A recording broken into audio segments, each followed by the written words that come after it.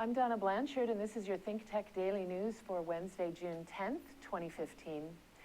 The White House announced this morning that President Obama has authorized the deployment of up to 450 more American troops to Iraq to train and assist the Iraqi forces fighting the Islamic State. The support was requested by Iraqi Prime Minister Haider al-Abadi. President Obama consulted with Secretary of Defense Ashton Carter and Chairman of the Joint Chiefs of Staff Martin Dempsey before making the move to send training support.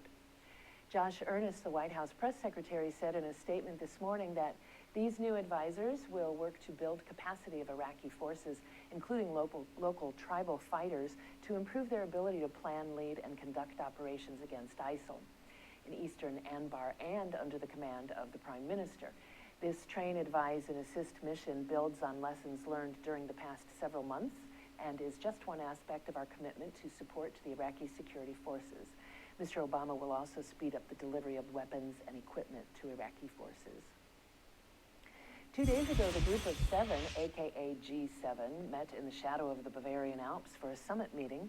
The G7 includes the finance ministers and central bank governors of 7 major advanced economies, as reported by the International Monetary Fund, and include Canada, France, Germany, Italy, Japan, the United Kingdom, and the United States.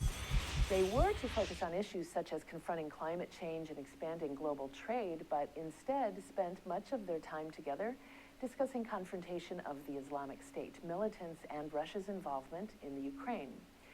We just talked about the upshot of our current forward motion against ISIS/ISIL. So what happened with the question of Russia? The G7 agreed to continue strong sanctions for Russia if Vladimir Putin does not relent.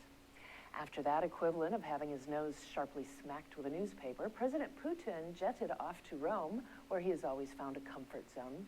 He started at the World's Fair Exposition in Milan, met with Prime Minister Matteo Renzi, and then headed to Rome to meet for the second time in 18 months with Pope Francis at the Vatican. At a news conference in Milan, Mr. Putin criticized European sanctions, saying that Italian companies had unfairly suffered with €1 billion worth of defense contracts now frozen. He also contested claims that Russia has deliberately violated the Minsk peace agreements for eastern Ukraine. Instead, he blamed the Ukrainian government for not upholding their end of the deal. President Putin and Pope Francis are expected to focus on the persecution of Christians in the Middle East, particularly in Syria, which is a matter of mutual concern. Kenneth Hackett, a top American diplomat to the Vatican, urged the Pope to also raise concerns about Russia's role in fighting in eastern Ukraine. Mr. Hackett said, "Perhaps the Holy Father can raise this concern privately. Amen." Another upshot from the G7 summit is that the Obama administration announced today that the Environmental Protection Agency will be required to develop new rules to regulate greenhouse gas emissions from airplanes. That agency has reported that those emissions endanger human health because of their contribution to global warming. The EPA said it would wait for current international negotiations on limiting carbon emissions in the aviation industry before publishing its final rule. Ahui ho, everyone, and happy birthday, Trey Ernie. Donna Blanchard, ThinkTech Daily News.